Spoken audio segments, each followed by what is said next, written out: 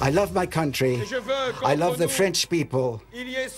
And I hope and I want the relationship between us to be an enabling relationship of confidence.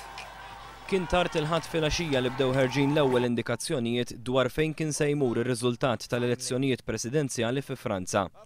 B'appoġġ ta' madwar 52%, il-kandidat soċjalista François Hollande irnexxielu jeleb lir-rival Nicolas Sarkozy li kiseb medja ta' 48% tal-voti. Ftit wara li saru magħrufa r-riżultati li kisbu l-kandidati, Nicolas Sarkozy qal li kien qed jerfa' r-responsabilità għat-telfa li kien ġarrab u awgura lil Hollande b'sempliċement good luck. Hollande li għandu 57 sena se jkun l-10 President Franċiż u l-ewwel President Soċjalista fl-aħħar kważi 2 deċenji. Ftit tal-ħin wara li kien dikjarat rebbieħ, François Hollande indirizza l-folla kbira li nġabret fil-kwartieri ġenerali tal-Partit Soċjalista fi Franza.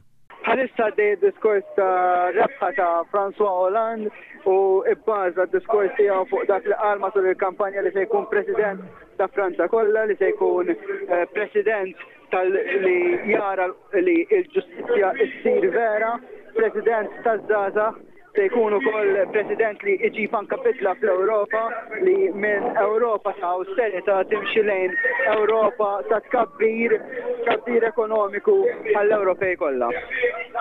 François Hollande mistenni l-ġurament tal-ħatra fil-15 ta' Mejju li ġej fejn minn hemm jibda bl-impenji uffiċjali tiegħu fosthom sensiela ta' taħdidiet internazzjonali li jinkludu s-summit tal-G8 fl-Istati Uniti u laqgħat tan-NATO.